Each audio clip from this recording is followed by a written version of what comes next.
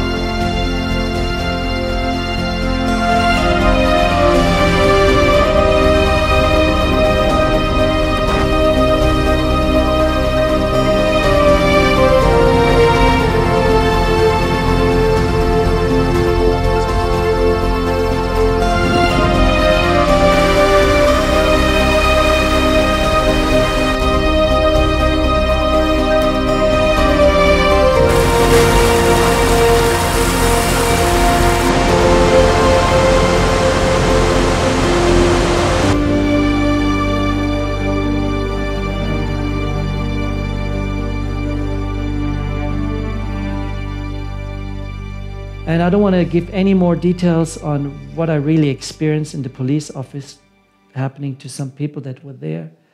It was tough, and with a very heavy, difficult heart, I left from Namibia down the west coast coming to South Africa. And I ended up in a place that calls Hartenbos, because I knew it was Easter, and you would be the key speaker.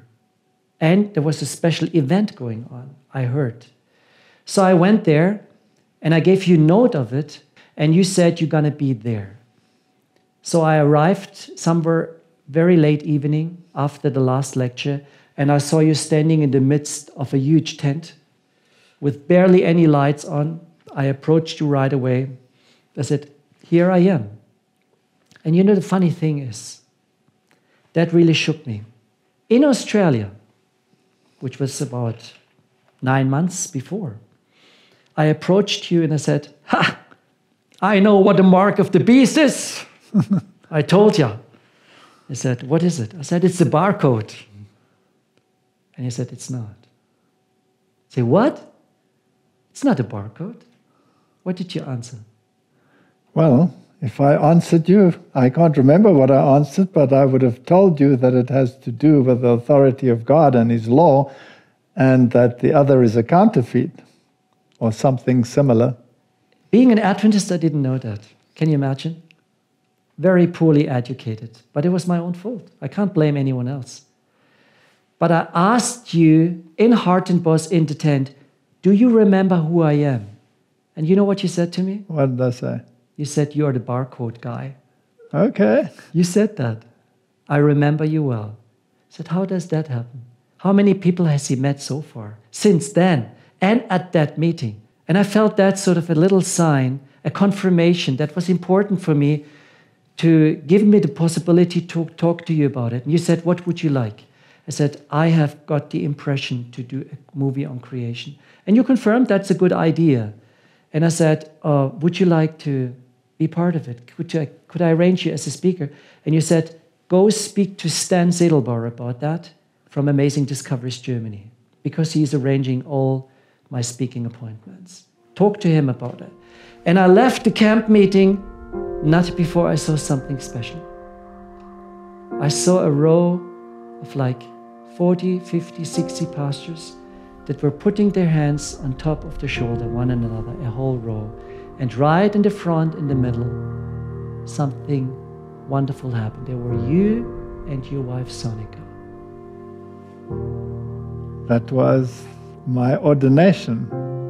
That was your ordination. Yes, as a pastor in the church. Yeah. It was Francis Law. It was the president, I Francois believe. Law, yes. Francois Law. And there were some American pastors. Yes, yes, I remember. Yeah. And you were ordained as a pastor.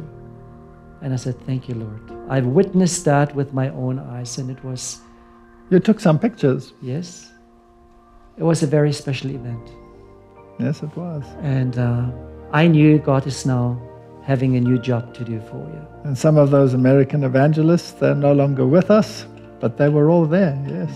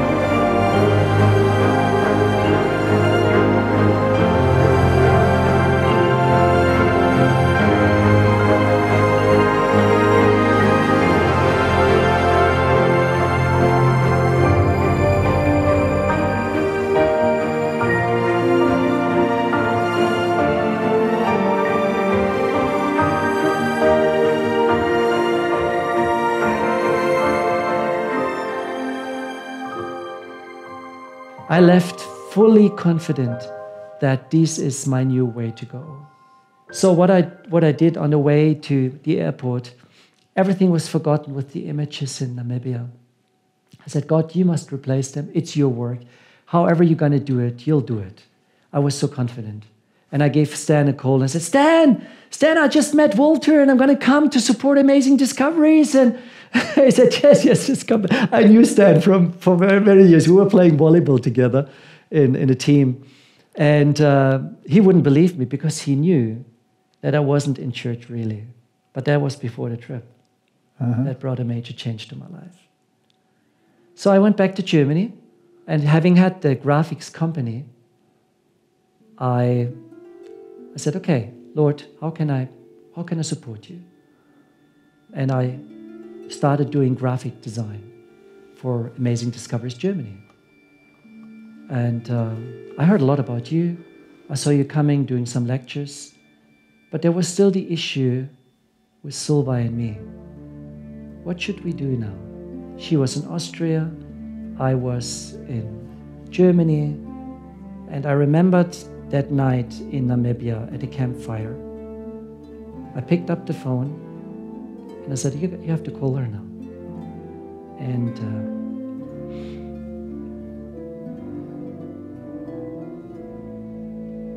sorry. I said, how are we going to continue? And she said, if we're preparing for the end times, we have to be married.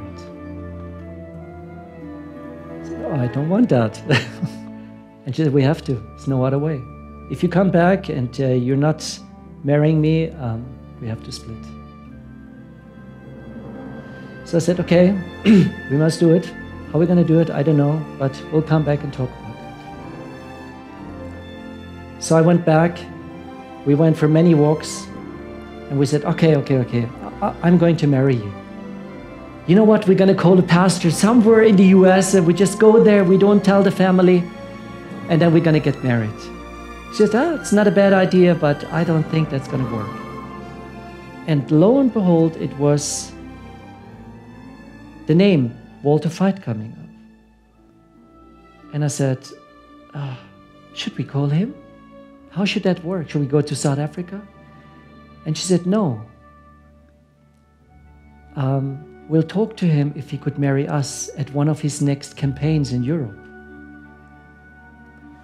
And so we gave you a call. We had your number. And you said, yes, I'll do it. You picked up and you said, yes. I said, I looked at her and said, is that true? He's going to marry us? Yes. You were an ordained pastor. There was no problem whatsoever. But when? And then you said, talk to Stan when my next campaign will take place. And I'll come, we'll do it. And it was in Bludenz, Austria, somewhere in the mountains. And it was in June. So we went to the official government thing. Yes, well, you have to have the official ceremony with the government stamp on it. Yeah. It was you and Petra and Stan and Sven, Solvay and me. And we went there. It was in Lindau, Bodensee. And then we went on to Bludenz, which is not too far off. It was a sunny day on the 20th of June. And on the 21st of June, it was pouring rain. There's just so much rain all over the place. And I had bought a lot of chairs for IKEA to have an outside wedding, but it didn't take place. It was a very comfortable, beautiful setting. And how did we do it? Well, you said, send me in your information about your life and about your history and so on. And we did that, you prepared, and it was in the midst of an evangelistic campaign. They called the Bludenz serie. And in the morning, we had the wedding. It was a marvelous day. And you preaching with whatever Bible you had, and turning around a wine vessel, and just put that, yes? Yeah. And it was marvelous. It was a great, great day. Only the staff from Amazing Discovery was present. The whole team, none of her family, none of my family. And a dear friend of mine who came, he knew about that. He drove like 350 kilometers to be part of that wedding. So in the evening, you continued on with the... Now, the amazing thing is, we didn't really know each other. We had these short meetings, one in Australia, then in Europe, then in Africa. And every time there was just a short connection. But when we did the marriage ceremony, that brought about a stronger connection because now we were moving on to a personal level. Yeah.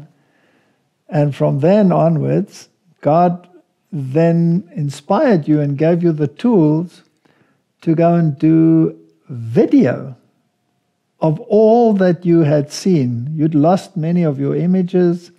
How did that happen? How did God send you on this great trip to put together this movie on creation?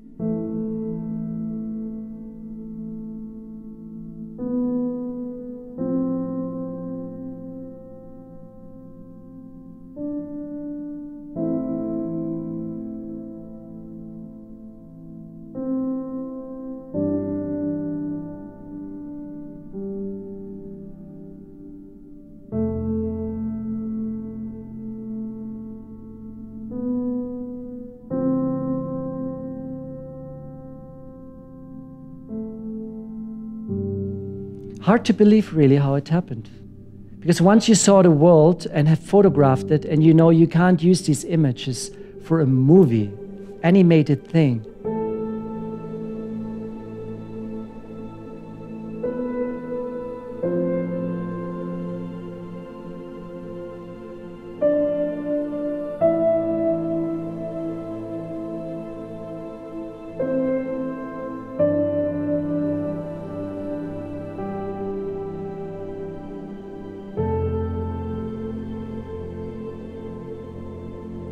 I mean, I gave a promise. Of course, I didn't know the timing, but I thought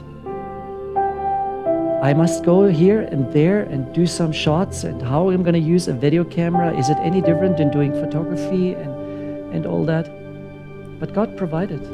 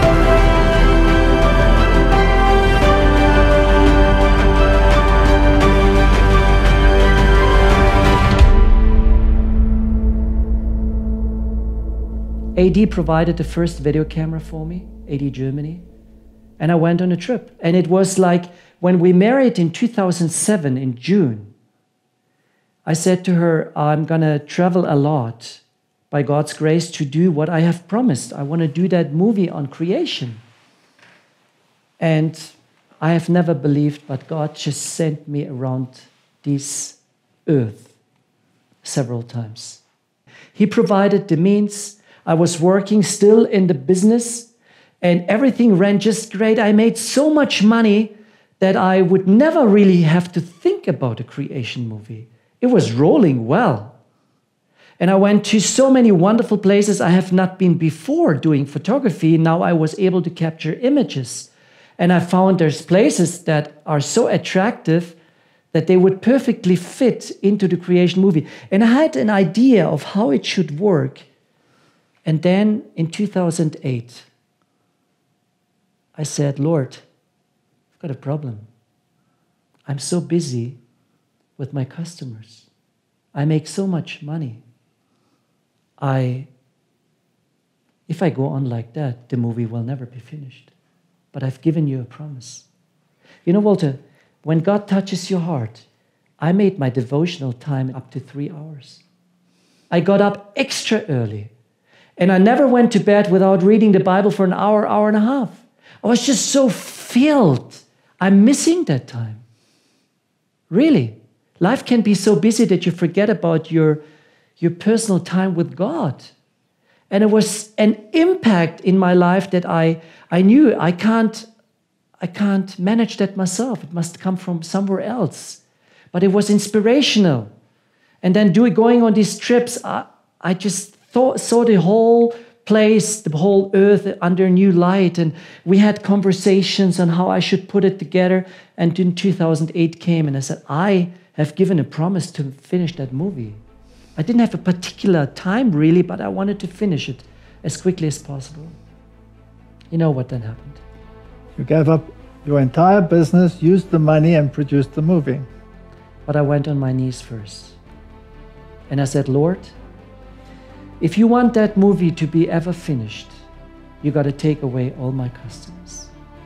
Each and every customer. And within 6 months, they have all died. All. It was a successful graphic communication design company. All of them died. They lost, the largest company I worked for lost 25,000 people. Lost their job. They all went bankrupt. True. That was powerful. And I wasn't sure, is that now my prayer? Or is God releasing me here from whatever? But that is impossible. But I was free to go. You know where we went for our honeymoon? Where'd you go? Sweden. Oh. Silva said, I really would like to do some camping holidays. And we had a VW, a Volkswagen Bus T4 with a folding roof, California model. I said, okay, sounds great. At least I can do some photography because he loves to sleep in and I'm the one getting up like 3, 4 a.m. to do photography. So I took all my equipment, went on that trip, and it was a wonderful, wonderful time. But I've never been in Sweden before. Never been in Norway before. It wasn't something that was attractive to me. I always want to go to the south. I love deserts, heat, rainforests, and all these animals in Africa. And so when we were looking around, we said, this is quite a beautiful country. And I said to her, shouldn't we buy a small hut, a place somewhere? Because we were really cheap in those days. And we could live next to a river and just buy that thing and leave it there and come back several times a year to relax. He said, that'd be a good idea. And I knew the money was reserved for the creation movie. And I didn't want to spend it for something else. And we went, we even met some real estate agents and we looked at some property. Nothing fell in place. And then in 2009, we forgot about the idea. So in 2008, I was completely released. I worked with a person, Ilya Bonda, who was very well educated in editing. And he knew so many things on how to put the thing together. So I delivered a lot of material Everything else that was impossible to shoot, I bought. And he put the whole thing first together. And it was October 2009, the 3rd of October. I picked up the phone and I called you. And I said, Valter, we're just about to be finished with the movie. Do you want to keep your promise and come to be the key speaker? And you instantly said, yes. I said, really? Yes. When is it going to take place? I said, in January 2010. And he said, I'll do it. I hung up. I was jumping into the air, totally filled with joy, knew the movie's going to be finished, and we're going to go to do some live presentations. Now, your idea was not only to show a movie which would touch the heart because of the beautiful scenery and everything, but to couple it to the creation account and give it a scientific basis. That's why you wanted a lecture, and you wanted the movie, so you wanted to combine the intellectual portion with the emotional portion. That's right. And together they would form a powerful tool to present to the world that there is a creator God. That's part of the first angel's message. It is. Worship God and give him the glory. Yeah. For the hour of judgment has come. Worship him who made the heavens, the earth, etc., etc. And I knew you're very talented, experienced in giving that lecture. No, and, I need God as much as you need him. But, even before the movie was created, I needed to have some insights. And I can't recall how many times I was allowed to call you. I know you were very busy, but you were giving me insight, things that I've not heard before on the creation account. See, it's one thing to read it, but to hear from a scientist on how it is in our present time and how it could be put into practice. And certain things that were totally strange to me, but we managed to put them into animation and all that. It was so helpful, and it was already working together with you before we actually went on a tour. And then the next day, it was October 4, something happened in your life. Yes, I was about to come, and disaster struck, right? As always. Whenever there is something big that God wants done, the devil is always lurking in the shadows. Sonika went out of the house. That's my wife, Sonika, yes. And she got involved in an accident of a rather greater proportion. Yes, she was running outside to tell her daughter that was about to leave, our daughter, that she shouldn't leave before we said a prayer. And she stumbled over a pile of sticks, and she flew into the air and came down over the pile,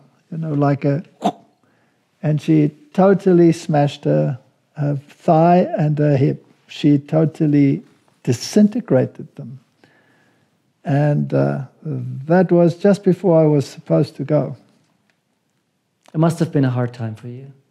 Yes, there were a couple of serious challenges then. It's interesting that when they did the surgery and they saw the extent of the damage, the surgeon interrupted the surgery and came outside to question me as to how this thing had happened. Now, I wasn't there when it happened. I was in the field with someone repairing some water pipes. And he was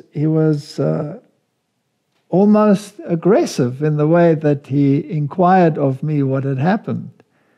And then I realized that he was saying that it was as if someone had taken a massive pole and had beaten her to a pulp. It couldn't just be from a fall, he said. So he actually wondered whether I had something to do with it. Fortunately, there were many witnesses that I had nothing to do with it. It was an extraordinary experience, and you cannot imagine the extent of the damage from something as mundane as a fall. But it happened, yes. And it's related to your agreement to come. Satan was furious. he knew that if that is really taking place, something big might happen. And something big did happen. You came in January, and we have booked 8 places in Germany and 1 in Austria to do live presentations in larger halls. Yes. Something that never took place in Germany anywhere, whether from our church or anywhere else. Simply with the word, the creation. In the beginning, God created the heavens and the earth.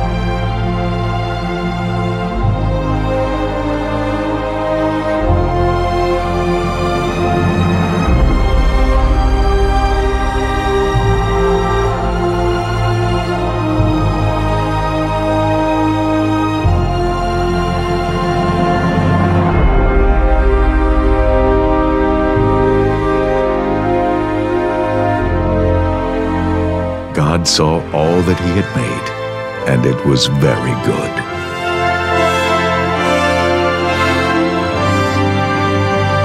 For in 6 days the Lord made the heavens and the earth, the sea, and all that is in them, but he rested on the 7th day. Therefore the Lord blessed the Sabbath day and made it holy. Huge posters, pamphlets, and it was a hungry church. Whomever I called, and we only had these 8 presentations, and the people said, we would like to be in there, say, well, we may continue in fall.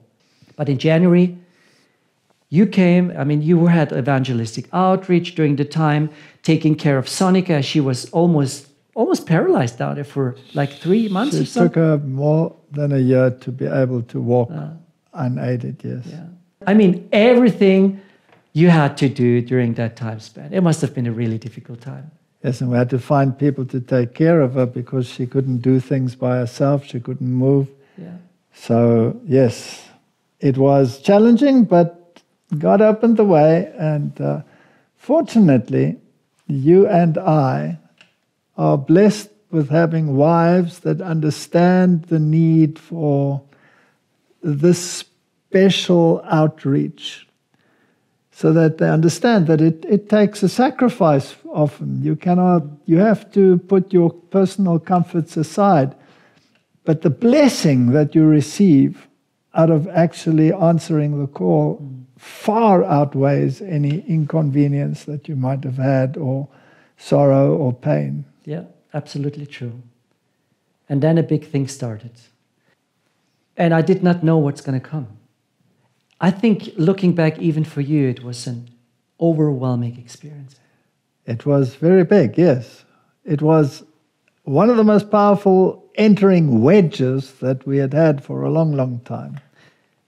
You just said the first angel's message. If it's going to be proclaimed boldly, it must have an effect, right? Yes, absolutely. Honor him who made heaven and earth. And we wanted to do that fully heartedly, not knowing I wasn't experienced in that field at all. In the company you do communication. But for me, it was a difference. Speaking before these managers or customers and all that, you would speak about creative ideas to support their field, to make their goods looking good, whatever. But it's here to do something to honor God. It really moved me often to tears. I don't know, I didn't recognize myself, and sometimes even shivering, saying, oh, how am I going to do that? Am I worthy enough? God, are you really allowing that to happen? Well, what happened? First night, presentation opened, and we were just putting up the whole technique. You know what we forgot? To pray. You know what happened? The table broke down and the computer fell. Remember? Yes.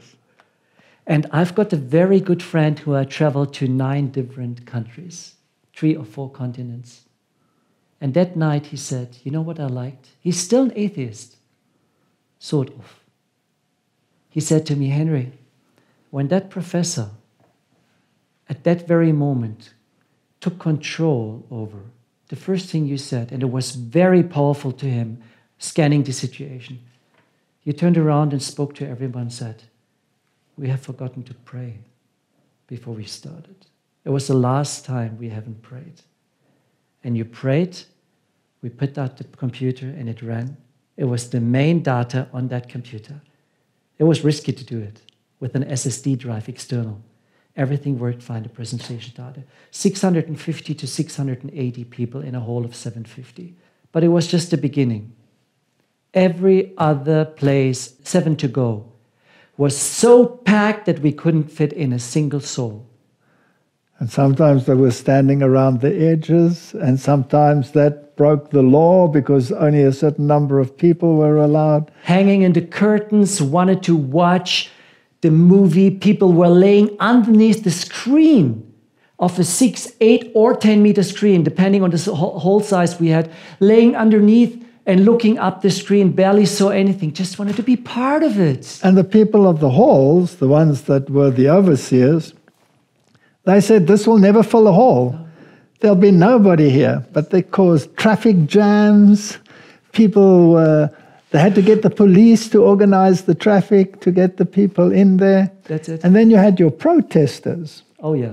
And you had those people that were anti-creation, and they would come in and they would shout at us, and they would scream and say that this should be forbidden, there's no such thing as God, and everything is evolution, and the city should never have allowed you to speak here, and they wanted to take us to court, and it was chaos, but the people, they came. They came.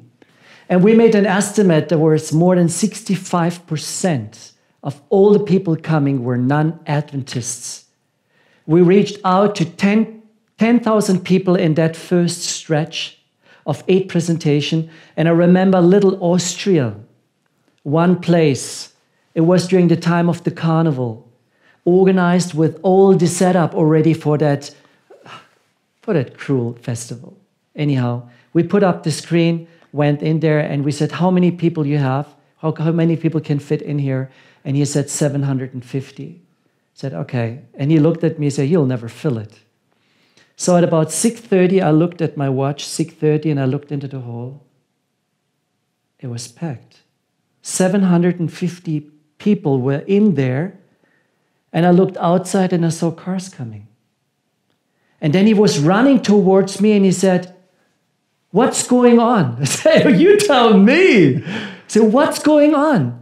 I've never seen that before. At 7 o'clock, they closed the door. The fire department came to lock the door. We had a traffic jam out there. And I looked around and he made a calculation. 1,250 people were in the hall. That was 500 people beyond what he was allowed to do. He said, I'm going to lose my job. I'm going to get in trouble. Now, these words I have heard before. And then someone came and he said, it's almost like the latter rain. The people are coming and we don't know where to put them. They're yearning for the message. It was amazing. That was amazing. We went from stage to stage, from place to place, and had 10,000 viewers after 8 presentations. That was big.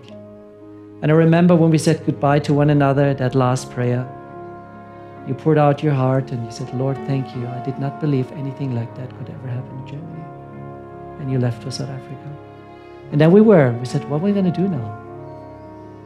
Walter is gone, no live speaker. What should we do? And we just said, we continue on. We've got his recordings. He's not there live, but does it really make a difference? Well, it does, because Q&As afterwards are very important to interact with the people. But we somehow felt that we needed to jump into your position, at least to explain some of the question. We don't have the knowledge, we are not a professor, we're not educated in that field, but we can argument with the Bible. And it gives us a lot of power. And we did. So we went and organized 28 presentations throughout Germany. That was the German creation tour. It followed up by the Swiss creation tour, by the Austrian creation tour, by the Netherlands creation tour, by the Spanish creation tour. It did it in Italy. It was just everywhere. And it was at the end of 2010. you were gone since January and haven't returned because we were so busy with amazing discoveries to do that tour. 35,000 people came. Every place was packed. And TV stations came. Pastors and what do you call them? Yeah, pastors possibly. Preachers from other denominations came. They've never heard things like that. I could tell you story after story on experiences we made. One sticks out. It was a hall in Bremen. 500 people should have been in there. And about 2 days before the presentation, the guy who organized the stuff, he said, Henry, I don't think, Ralf Petruska was his name, I don't think the hall will be enough. I said, why? Because during the time we were sharing the flyers and the folders and the posters, people came to smash them, cut them in pieces. And for me, that's an indication of there's some riot going on. It seems it's going to be a larger evening than 500. When there is a war and Satan is angry, then you must know that God is at work. Absolutely. He sees something behind the scenes that other people don't see. We can't. And it was true. Many hundreds and thousands of posters were replaced and put into the garbage bin. Flyers were rejected. But you know what, Walter? We shared more than 1 million flyers. 1 million. Every single place that we went to received between 20 and 30,000 flyers. And every flyer carried the message of God. So far above more people knew about the creation. The website exploded by the many hits that were there. And so Bremen, 2 days before the presentation, he decided we're going to get the larger hall within the building. 1,250 people capacity. What happened? It was packed. It was packed. How would he? It wasn't a sale of a ticket. He could get orientation. Oh, we've sold 400 tickets or so. It was all for free. Free entrance. You can freely come, you can freely go. But there were no ticket sales. And he still had the impression he should take the larger hall. And I'm glad he did. 1,250 people came. The other denominations and the riots, they were just, insane. And I said, Lord, that is an indication that the message is rocking the people, shaking them.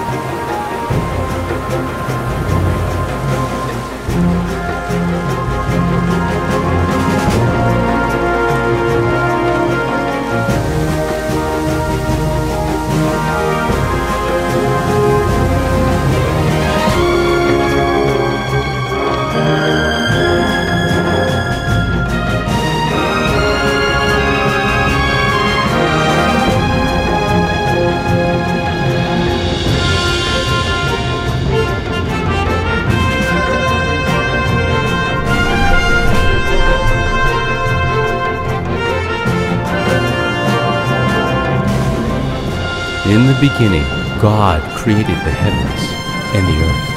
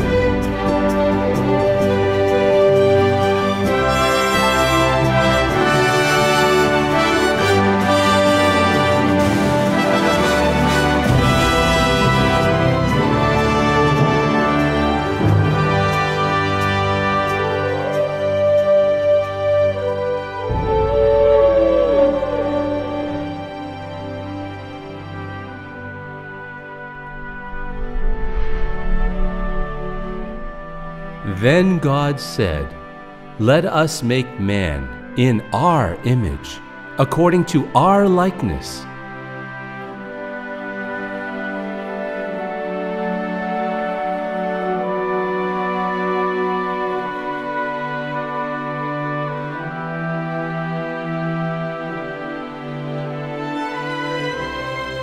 And God said to them, "Be fruitful and multiply, fill the earth and subdue it."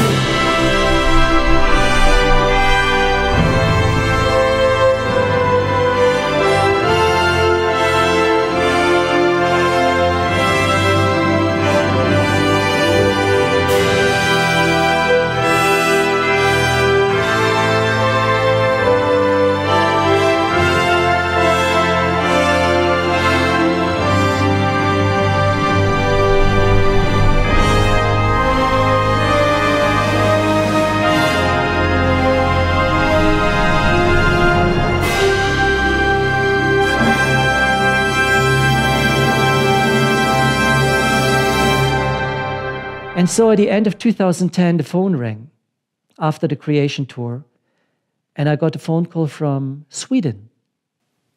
And a ministry there called Lifestyle, they said, "Hey, would you like to come? Because we are having a very special event, a 5-year celebration of my TV channel.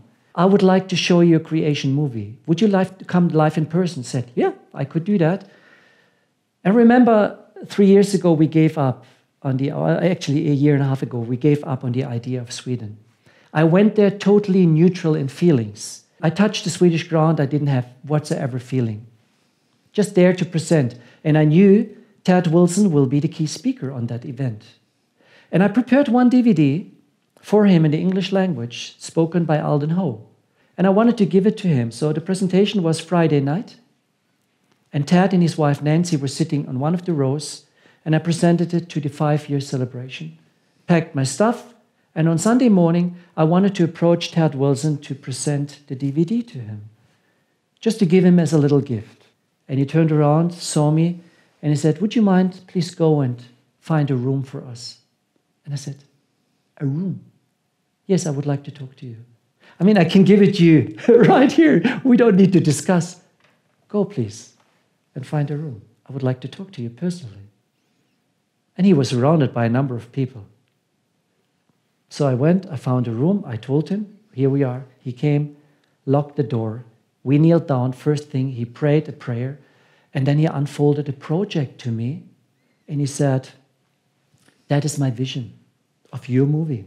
We would like to get hold of it." I say, "Why?" "Because it fits perfectly to our theme, tell the world." That sounds great. Really? And, you know, who was I? Just doing some images of creation, presenting it, working together with you, getting the feedback from people. But here was the president who was interested in that particular production. And so I wasn't sure whether that is all true. I went back home, my head was exploding. And then one day I came home, it was in February. I had a phone call on my answering machine. Pressed. "Hi, Henry, this is Williams Costa from the General Conference Communication Department. I would like to speak to you about your movie." "What?" Pressed again. I listened to that message several times and I said, "What's going on?" So I called him back and he said, "Yes, it's me. I'm the communication director. Ted Wilson has spoken to me. We would like to adapt your movie." I said, "Are you serious?" "Yes, for a certain reason." Well, to make a very long story short, he came. He wanted to see one of the presentations we did in Berlin. He said, "We would like to adapt that. We would like to work with you." And furthermore, the whole music of the creation movie was created by a young Adventist guy, Dominic Buchner. And he was very young and unexperienced, but very, very talented. And I asked him, because I knew about his composition skills, if he would write the music. And he said, "I can't, it's too big." I said, "No, let's work together. You know, I don't have an idea how it is going to be." And without seeing any video clips, he composed the whole music with a wonderful way, in a wonderful way, so good that the very talented communication director, Williams Costa, who is a professional piano player, saw the potential in that music. And he called the Prague Philharmonic Orchestra, and he asked them to play in the song, every single song. You imagine that young guy, he was 24, 23, something like that, went to Prague, got invited there to participate in the recordings with about 100 musicians or more on stage. And when his first notes were played... Wasn't he sick? Very much so. I was so glad that he did that job. I wanted to take them on one of my trips down to Chile, up in the mountains, and we were going up to 4,000 or 5,000 meters. And God avoided him to come along, and that saved his life. He had a hole in his heart. He would have died on that trip. Satan knocked him down. He got sick, and I thought he's going to die.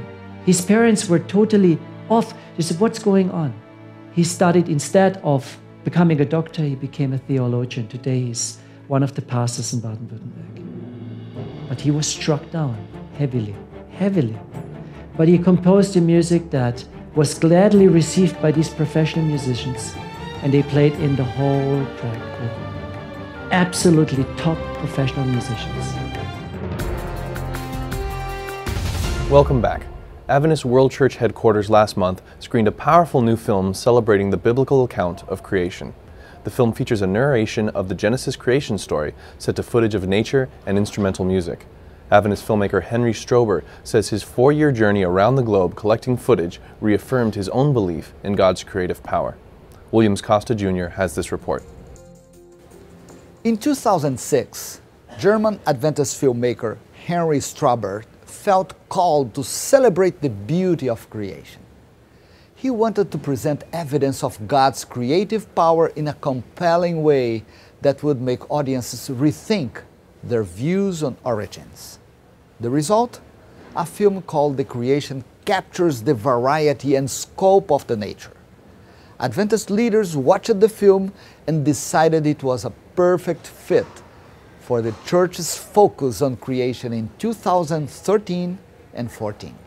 The authority of God in creating this earth is linked to just about every principle and doctrine that we have. And all of those doctrines, of course, are focused upon Christ. And the Father, Son, and the Holy Spirit participating in creation is so fundamental to just about everything that we believe. If you take that away, you dismantle so much of what makes us Christians and Seventh-day Adventists. And this film is going to underscore in such a powerful way the dramatic creation that God accomplished in 6 days and then capped it with the seventh-day Sabbath. Touber was working for an advertising firm when he first started working on the film Creation. He says it soon became clear that he would never finish unless he fully devoted himself to the project. In a moment of surrender, Touber asked God to take away his clients as a sign. Within a few short weeks, he had lost his biggest client. With a renewed sense of direction, Touber and his team began creating a film that would bring viewers closer to God. In the beginning, God created the heavens and the earth.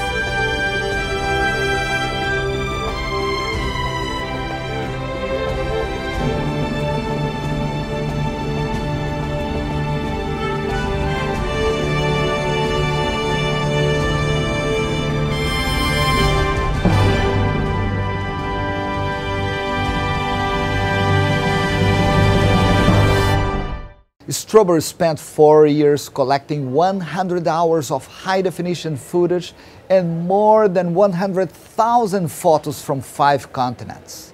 Touber and his team edited those images to illustrate the 6 days of creation recorded in the Bible.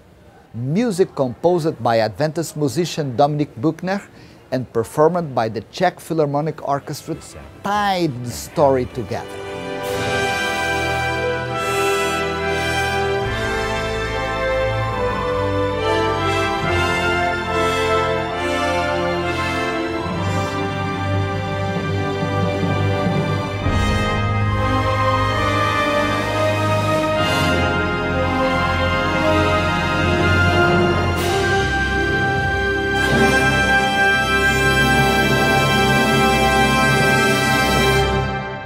Early screenings of The Creation began in Europe in 2010.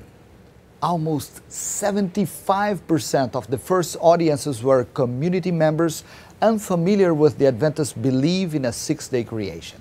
Touber remembers looking into the eyes of audience members and immediately knowing that God has touched their hearts and minds. The experience was a powerful affirmation of his own belief in God's power. If we skip creation, there is no need for us anymore to believe in the Bible.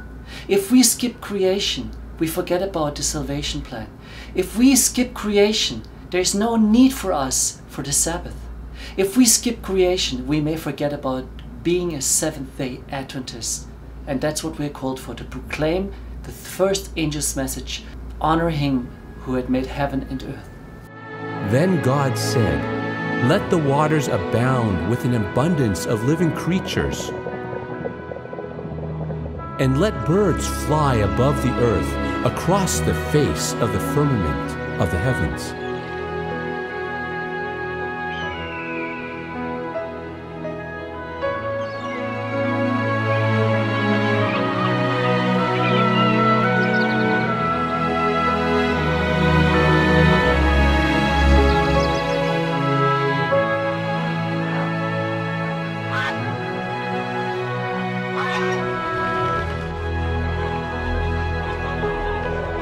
Adventist leaders are expected to officially release the creation for worldwide distribution this year.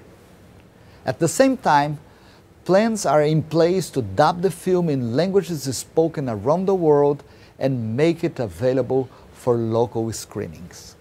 People around the world are going to be absolutely thrilled to have an affirmation of this creation. And not only that, people who have never really thought about creation in a dynamic way are going to be attracted to this precious truth that helps us to see that God was, is, and always will be.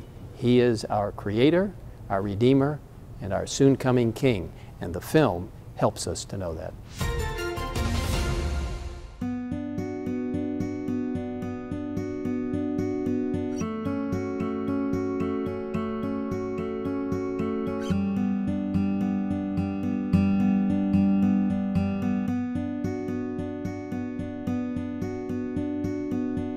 It is part of that fourth angel of Revelation 18, providing incredible opportunities to touch lives all throughout this globe.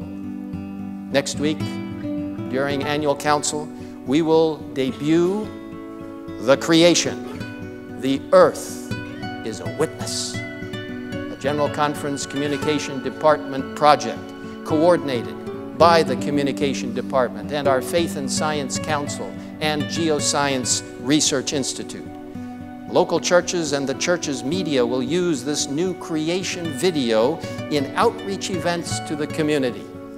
At the end of the creation video shown in a local church will introduce people to many more follow-up programs leading to more direct evangelistic activities and meetings. These programs will draw people closer to Jesus and to His truth and illuminate the earth with God's glory. And I said to the General Conference, I have started working in this movie with Professor Valter Fajt. And I'm going to continue to do that. And they said, fine to us, no problem. But we would like to add a few more scientists to it. I said, yeah, go ahead. Makes it more colorful. The music, the images, and the message of the biblical record of creation has such conversion power, it will help many people. Professor Fajt, 35 minutes of a recording, and then 1 hour of a movie. Makes hour-and-a-half program, and the people went home. The brains were filled, and the hearts were filled. And both together made an impact on the people.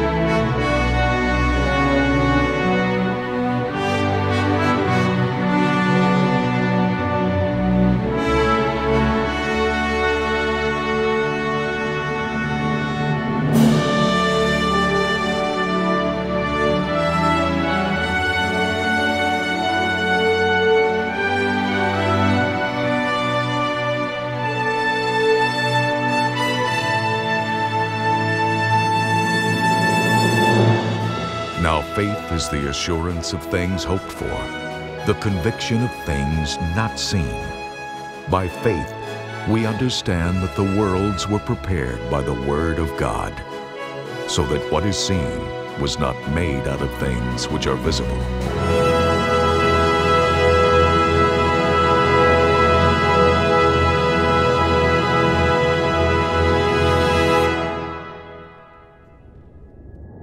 In the beginning was the Word, and the Word was with God, and the Word was God. He was in the beginning with God. All things came into being through Him, and apart from Him, nothing came into being that has come into being.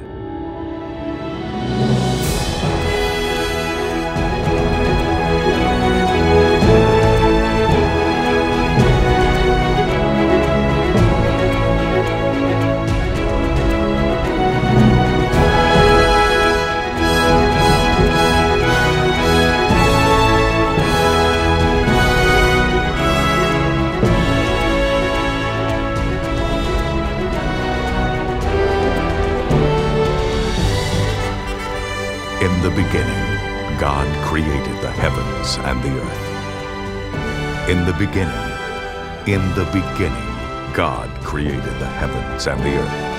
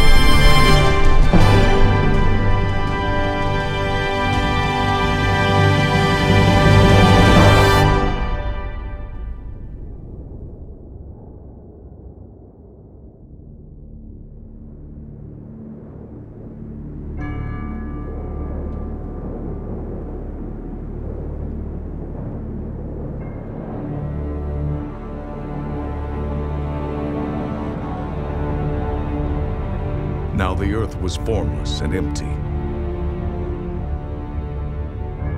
Darkness was over the surface of the deep.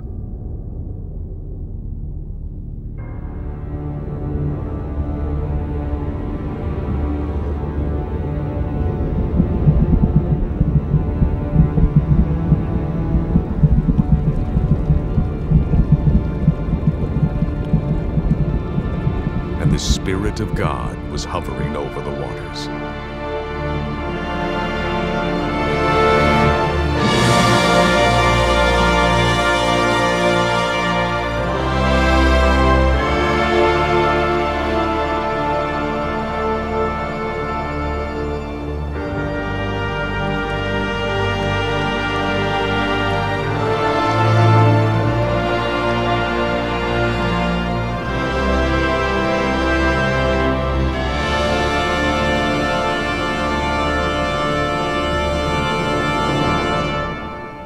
And God said, "Let there be light."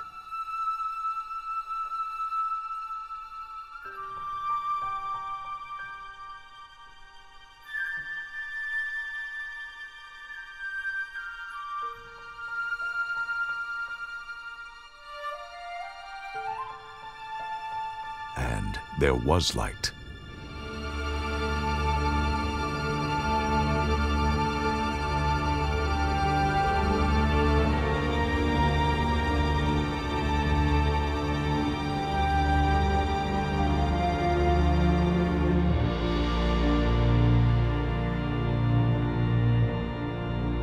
God saw that the light was good.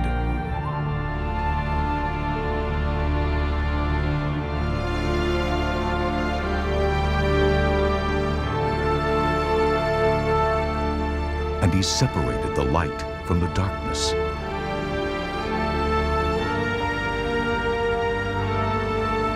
God called the light day, and the darkness He called night.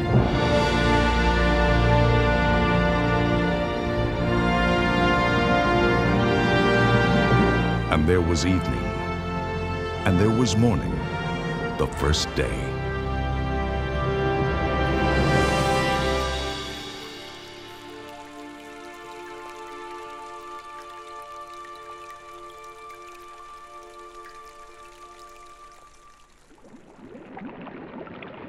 And God said, "Let there be an expanse between the waters to separate water from water." So God made the expanse and separated the water under the expanse from the water above it. And it was so.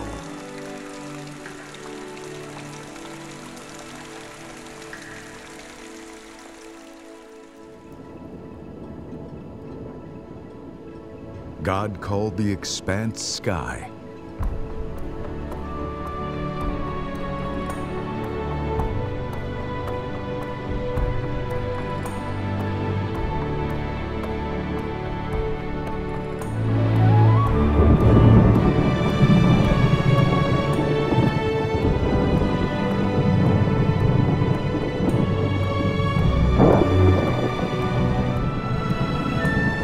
And there was evening. And there was morning, the second day.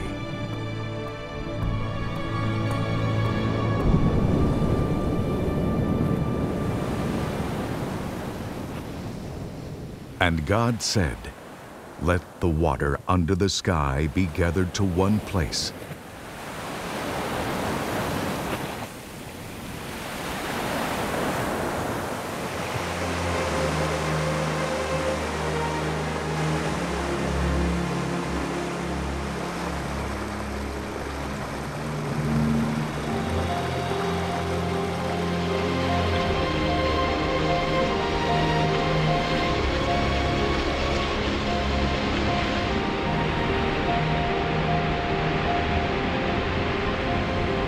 And let dry ground appear.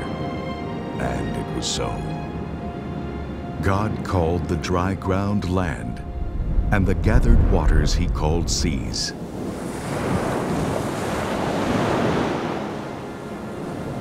And God saw that it was good. Then God said, "Let the land produce vegetation, seed-bearing plants and trees on the land that bear fruit with seed in it, according to their various kinds." And it was so.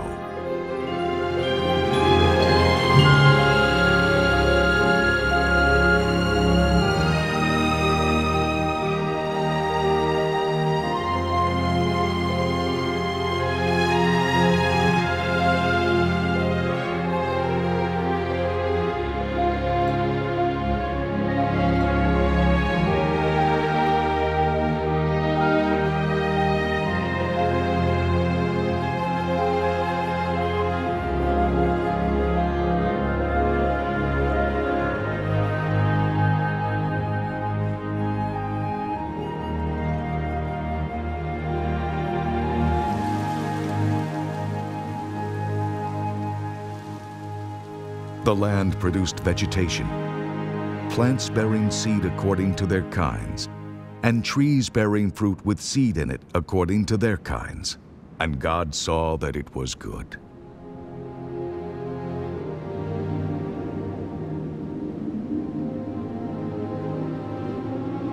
And there was evening, and there was morning, the third day.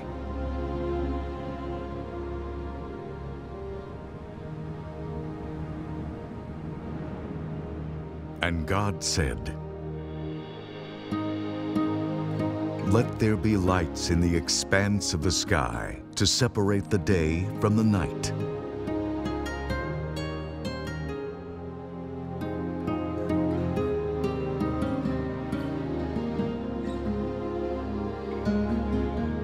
And let them serve as signs to mark seasons and days and years.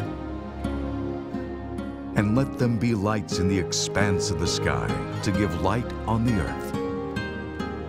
And it was so.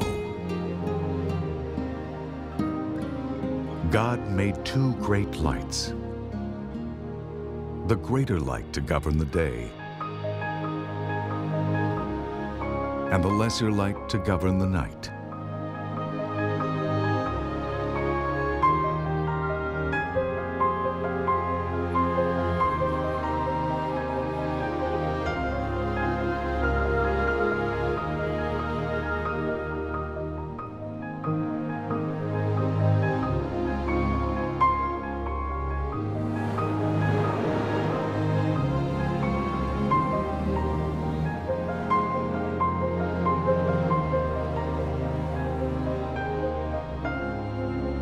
He also made the stars.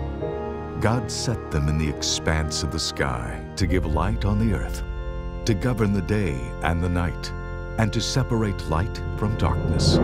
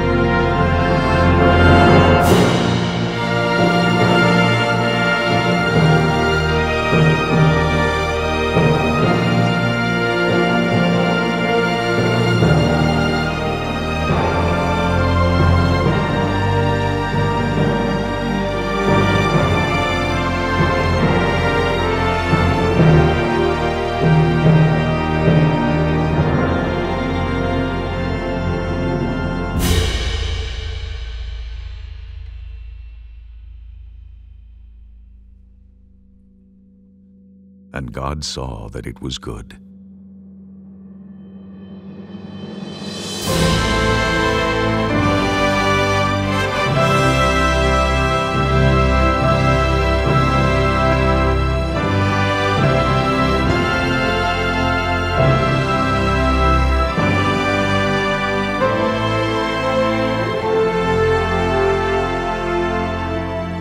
And there was evening, and there was morning, the fourth day.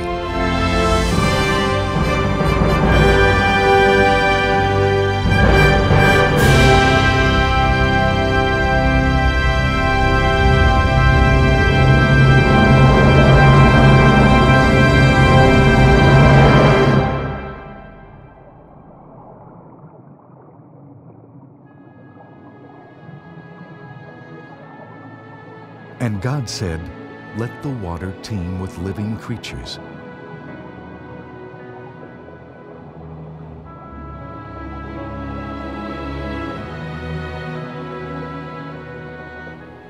And let birds fly above the earth across the expanse of the sky.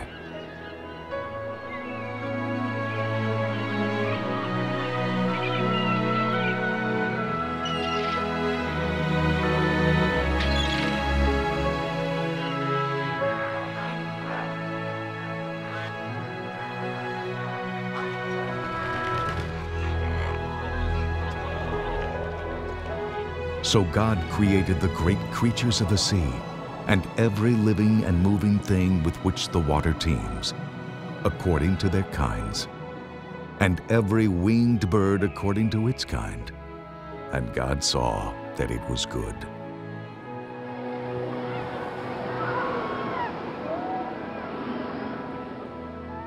God blessed them and said, "Be fruitful and increase in number, and fill the water in the seas, and let the birds increase on the earth."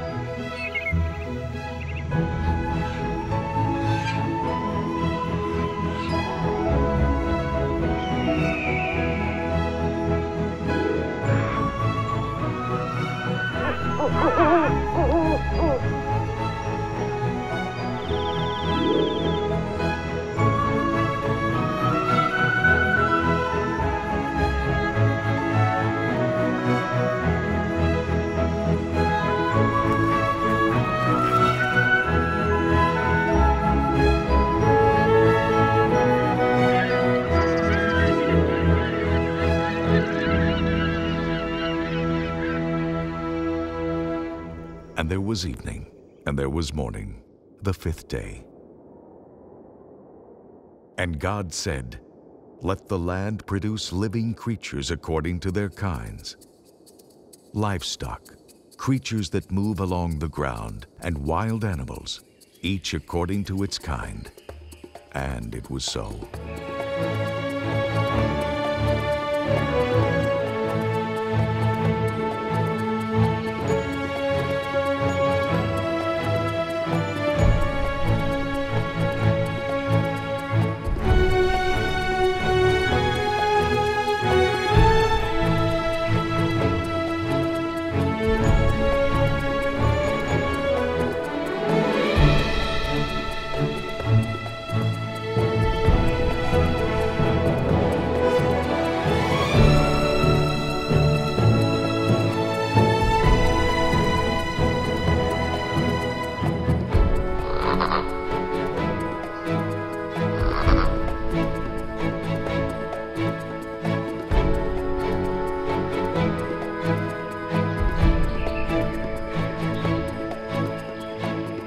God made the wild animals according to their kinds,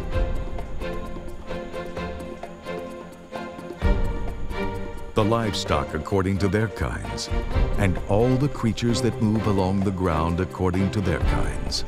And God saw that it was good.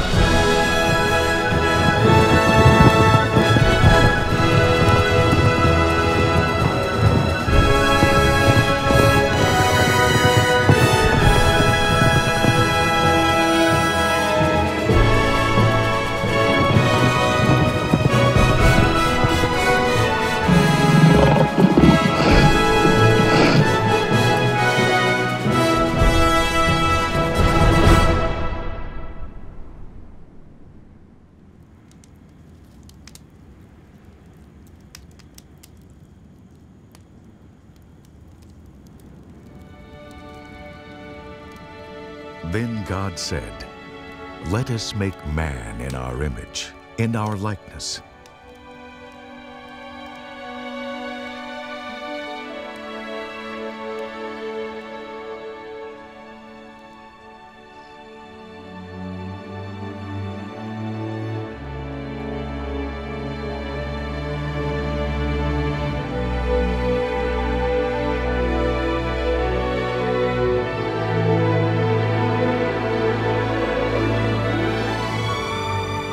The Lord God formed the man from the dust of the ground.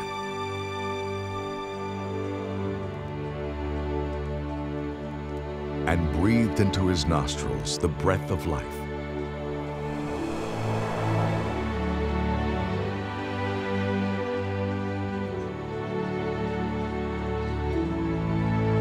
And the man became a living being.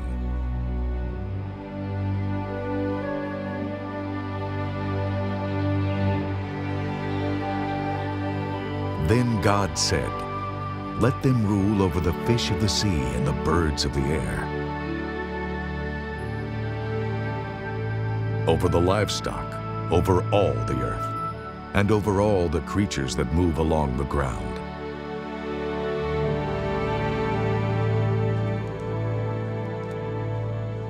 So God created man in his own image. In the image of God, he created him. Male and female, he created them.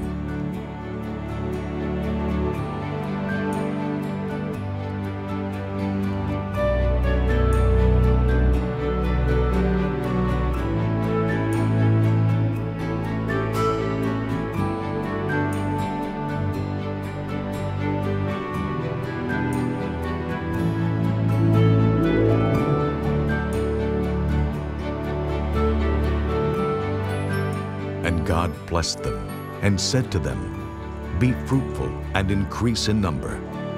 Fill the earth and subdue it.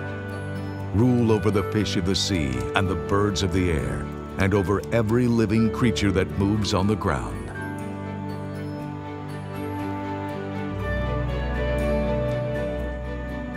Then God said, "I give you every seed-bearing plant on the face of the whole earth, and every tree that has fruit with seed in it. They will be yours for food.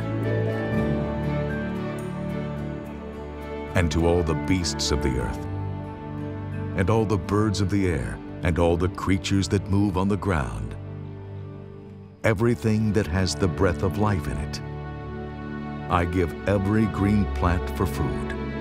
And it was so.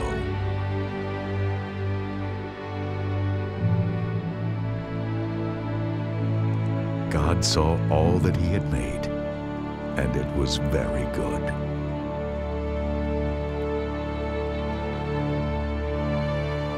And there was evening, and there was morning, the sixth day.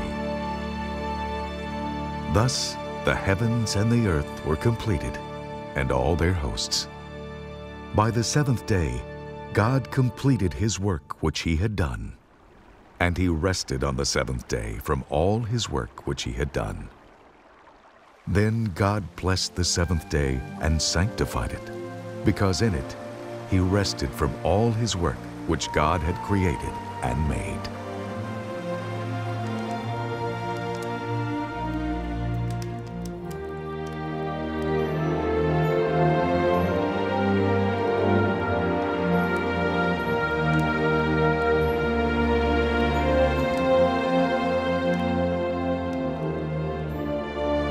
Remember the Sabbath day by keeping it holy. 6 days you shall labor and do all your work, but the seventh day is a Sabbath to the Lord your God. On it you shall not do any work, neither you, nor your son or daughter, nor your manservant or maidservant, nor your animals, nor the alien within your gates. For in 6 days the Lord made the heavens and the earth, the sea, and all that is in them, but he rested on the seventh day.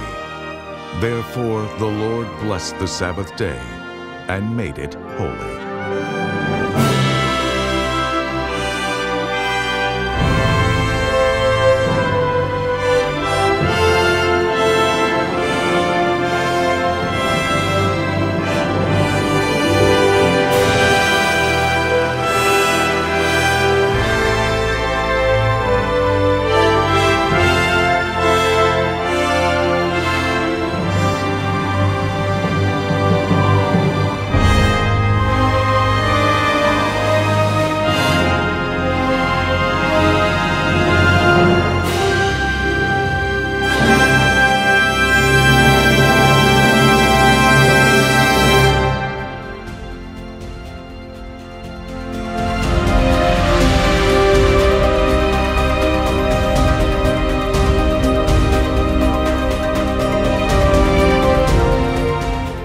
Sitting here, and suddenly this huge elephant appears in the bush behind us, just a few meters away from us. This is the largest